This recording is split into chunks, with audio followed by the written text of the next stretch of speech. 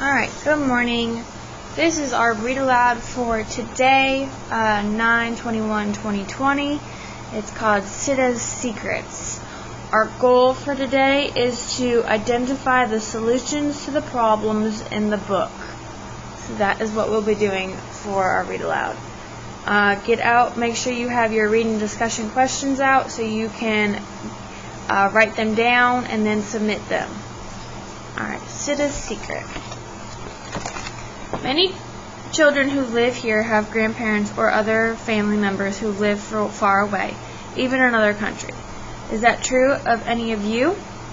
The book is Sitti's Secret by Naomi Shihab Nye.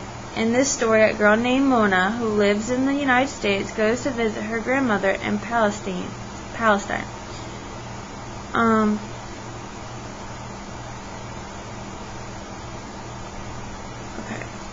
Today we'll learn what it's like for Mona to visit there.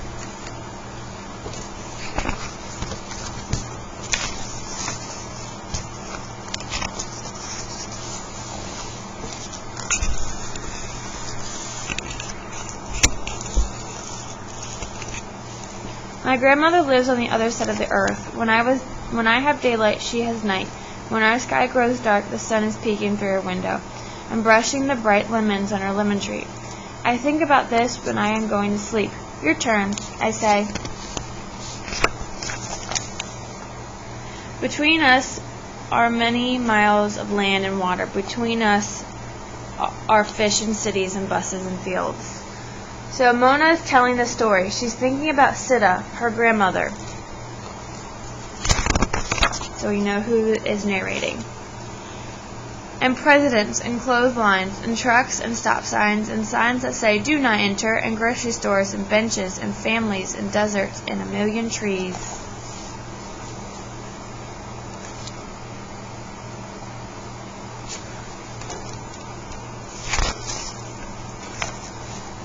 Once I went to visit my grandmother. My grandmother and I do not speak the same language. We talk, though, through my father, as if we were a telephone, because he spoke both our languages and could translate what we said. I called her Sitti, which means grandma in Arabic. She called me Babi, which means darling. Her voice danced as high as the whistles of birds. Her voice giggled and whooshed like wind going around corners. She had 1,000 rivers in her voice. A few curls of dark hair peeked out of her scarf on one side, and a white curl peeked out on the other side. I wanted her to take off the scarf so I could see if her hair was striped.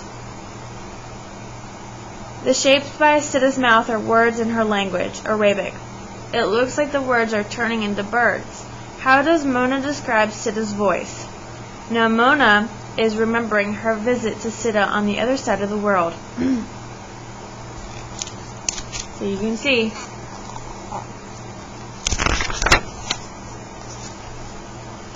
Soon we had invented our own language together. Sitti pointed at my stomach to ask if I was hungry.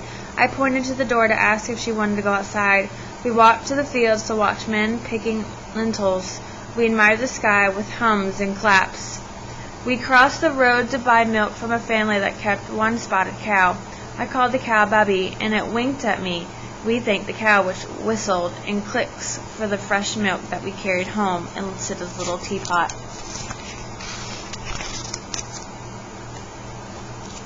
Every day I played with my cousins, Fozzie, Sammy, Hami, and Handa from next door. We played marbles together in their courtyard.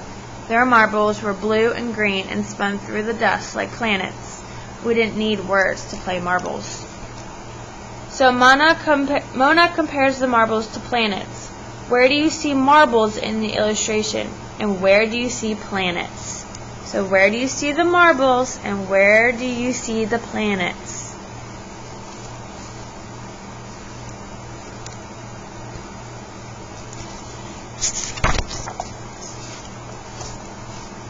My grandmother lives on the other side of the earth. She eats cucumbers for breakfast with yogurt and bread. She bakes the big flat bread in a round old oven next to her house. A fire burns in the middle. She pats the dough between her hands and presses it out to bake on a flat, black rock in the center of the oven. My father says she has been baking that bread for 100 years. So this kind of oven for baking bread is very old. People have been using it for a long time. Can anybody tell what the problem is? What is the problem? My grandmother and I sat under her lemon tree in the afternoons, drinking lemonade with mint in it. She liked me to pick bunches of mint for her. She liked to press her nose into the mint and sniff. Some days we stuffed little zucchini squash with rice for dinner. We sang Bobby, Bobby as we stacked them in a pan. We cracked almonds and ate apricots called mish mish while we worked.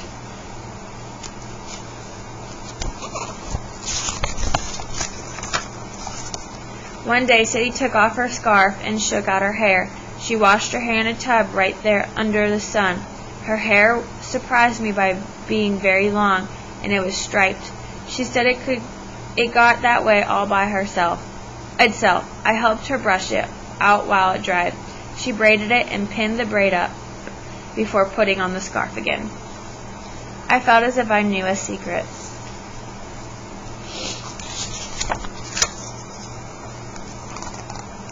In the evenings, we climbed the stairs to the roof of Sitti's house to look at the sky, smell the air, and take down the laundry.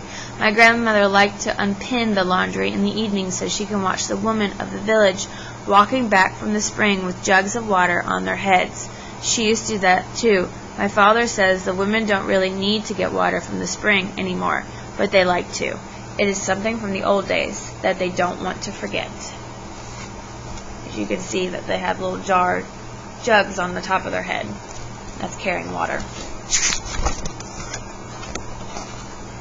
On the day my father and I had to leave, everyone cried and cried. Even my father kept blowing his nose and walking outside. I cried hard when Sitti held my head against her shoulder. My cousins gave me a sack of almonds to eat on the plane. Sitti gave me a small purse she had made. She had stitched a picture of her lemon tree onto the purse with shiny thread. She popped the almonds into my purse and pulled the drawstrings tight.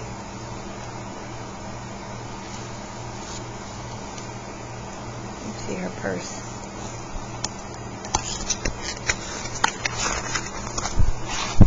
Our plane flew to the other side of the world. I remember the tattoos on my grandmother's hands. They look like birds flying away. My father says she has had those tattoos for 100 years. I think about Sitti's old green trunk in the corner of her room.